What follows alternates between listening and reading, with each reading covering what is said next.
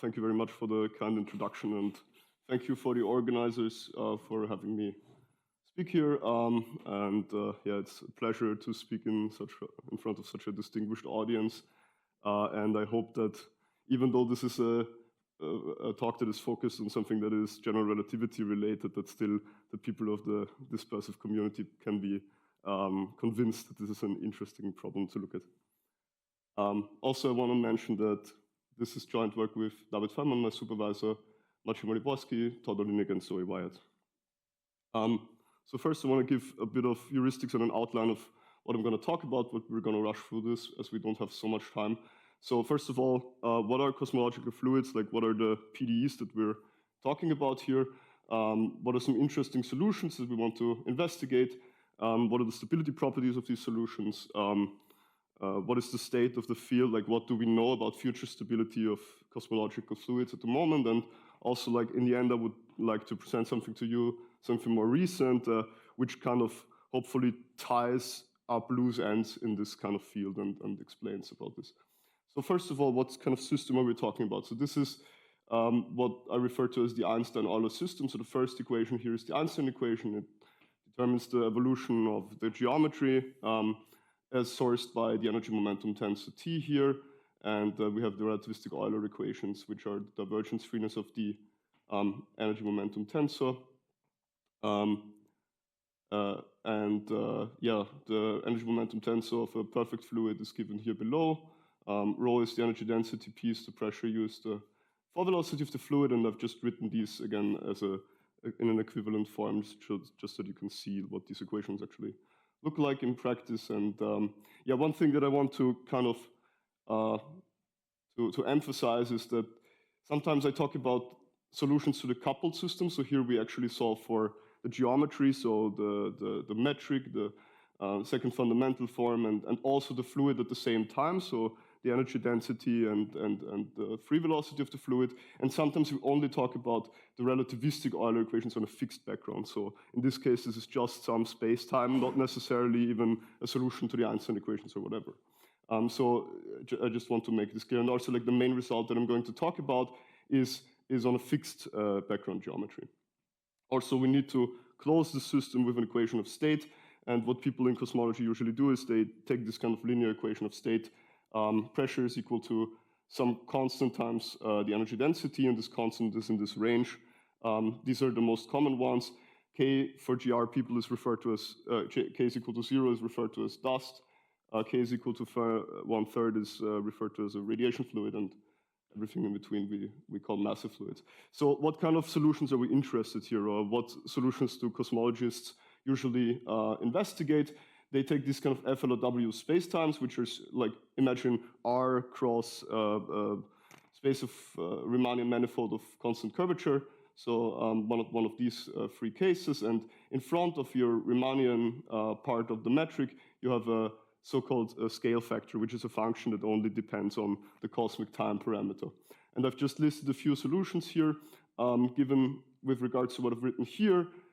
If A of t is equal to t, we refer to this as linear expansion in what we do. And just to say that there are examples of solutions to the Euler-Einstein system, or Einstein-Euler system, with different expansion parameters here. I've written the so-called Einstein de Sitter solution, which is a meta solution which has a decelerated expansion. The de Sitter model, people that work in GR know that in this case the positive cosmological constant drives a rapid expansion. So this is a accelerated expansion, and then the Milne universe, which is a vacuum solution as well, and this has a linear expansion factor, right? Because A of t is equal to t in this case, with negative spatial curvature. So just a bit about the heuristics of the problem. So we have these kind of FLRW solutions. They correspond to fluid solutions, which are determined by the so-called Friedmann equations. And then the question is, are these solutions stable solution to the Einstein-Euler system? And one thing that you can kind of intuitively say from the past decades of research in this field is that if we don't have any expansion, as in a flat Minkowski background, we see that the fluid tends to form shock If we have exponential expansion, the fluid tends to rapidly regularize towards the future, but for other rates, until like very recently, these kind of things have been unknown. So the phenomenological kind of idea here is that an expansion of the background drives a homogenization of the fluid.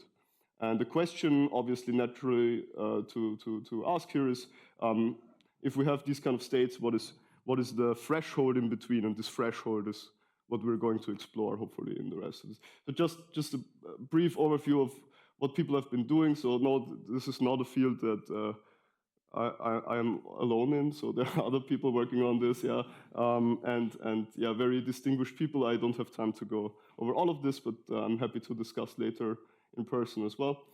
So what we're mostly focusing on is, because we want to look at slower expansion rates, we will look at something which we refer to as power law inflation, in which this is in which the scale factor is t to the power of some parameter alpha, which is going to be important later on. So keep that in mind. So we have this kind of diagram here, and we see on the x-axis, on the vertical axis, we have k, the fluid parameter, and on the horizontal axis we have alpha, which is the acceleration.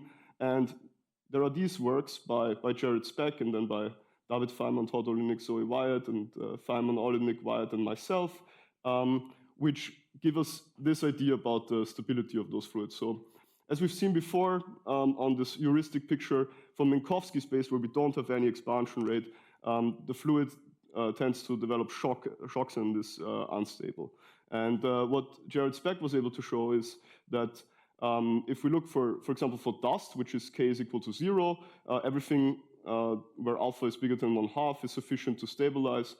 For radiation, everything bigger than 1 is sufficient to stabilize. And also for massive fluids, where for alpha is equal to 1, we have an instability for radiation. And this result left this line unclear, and we were able to painstakingly improve on that, because in the linear regime the problem gets a lot more difficult, and we were able to resolve this, right? But still, what this leaves open is what happens in this decelerated regime. So we don't really know anything about the stability here, and also the most interesting question, to me at least, is there like a non-trivial dependence on alpha and k? A non-trivial threshold for stability, or is it maybe like only stable until here, and everything in this kind of box here is unstable finite time shock development solutions? Just one quick slide about the analysis. I'm not going to bore you with this, and you probably also know more about these things than I do. But one thing that you can immediately see in these equations, which are in 1+1 reduced symmetry, is that for the evolution equation for the velocity of the fluid, we see that we have like a decay-inducing term, and we have a term that looks like a kind of Burger's equation term, which have different time decay rates. So these are already competing, and this kind of naturally suggests that there's a non-trivial relation between stability and instability depending on k and alpha, but then obviously these equations are coupled. And L also plays a role here, which is like a modified energy density variable. And what you can also observe from these equations is that the energy density variable has no natural decay in this equation, right? So this is kind of a problem, but we can remedy this by introducing a corrected energy like this. So this is like a homogeneous Sobolev norm of first order of V and L, but then also with this correction term, which maybe appears a bit strange, but this is still coercive, given that we are on the torus here. And one thing to note is, if we hit, so if we take the evolution of V, we get a partial XL on this side, right? So this in total gives us a negative contribution with the energy of first order for L. So this kind of remedies our problem with decay, but then also we get a bad contribution from this term if we evolve partial L, right? So we kind of have to balance this, and in the end we get a decay result with a threshold for decay that depends on k and alpha, which is given by this. So this is like a stability analysis on the analytical side, and what we've done to complement this as well one thing to mention, this is also in spatially flat geometry, just to be clear, and this is compact, so this is on the torus. So one thing about the numerical analysis that we did, so we kind of looked at the more unstable points and or more likely to be unstable points and more likely to be stable points. And what we found is that if we kind of so what you see in these pictures is we have a certain norm of higher derivative relative to the L2 norm plotted against time. And what we see is, like, in this regime where we kind of would expect instability, we see that for different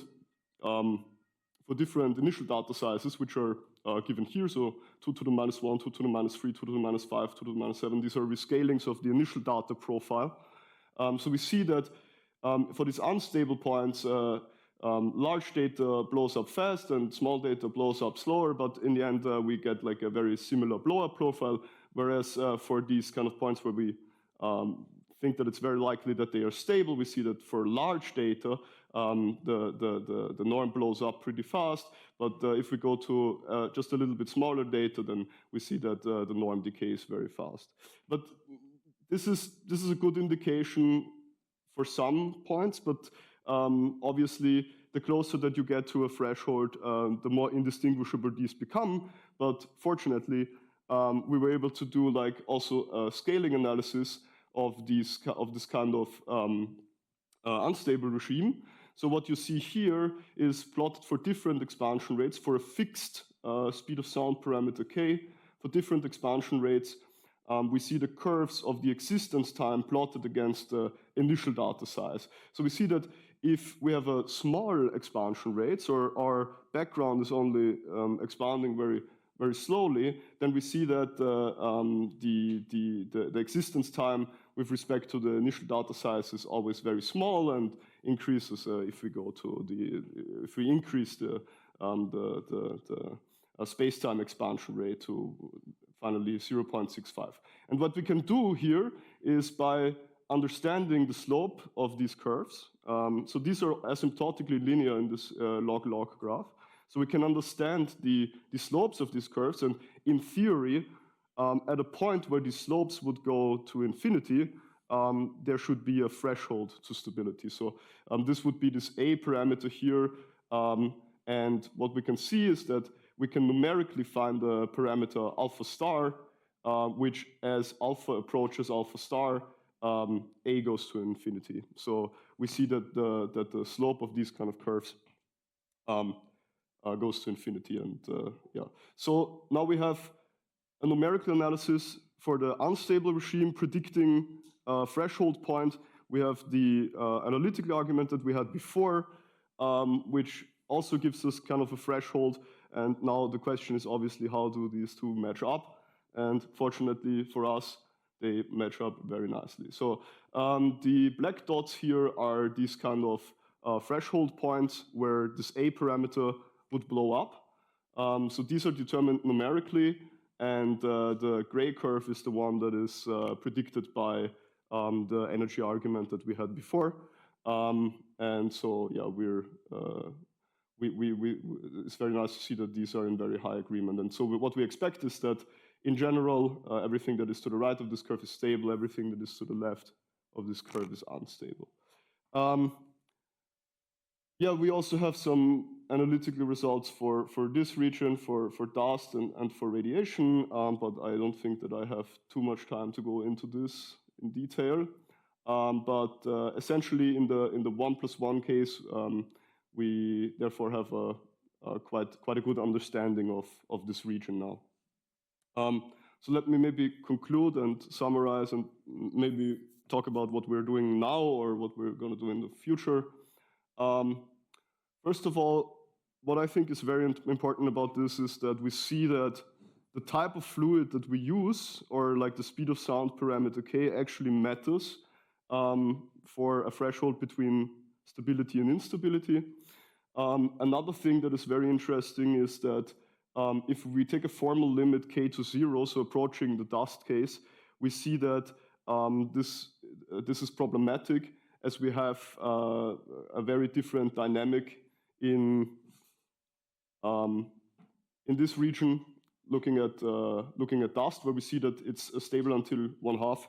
But then if we go back to this picture, we see that in this region, for example, the fluid in the bulk would be unstable. So there's some interesting behavior there. What we're doing now is also we're verifying this analytically in the full 3+1 regime. We're trying to prove this instability that we've shown with numerical methods, also with analytical methods. And obviously, the final goal would be to understand the coupled system. Also, maybe if you're not familiar with this, you don't know this, but in this region that I've shown, there's also there are some what is called Friedman solutions, so actual solutions to the Einstein order system. Okay. I hope that that was interesting. Thank you very much.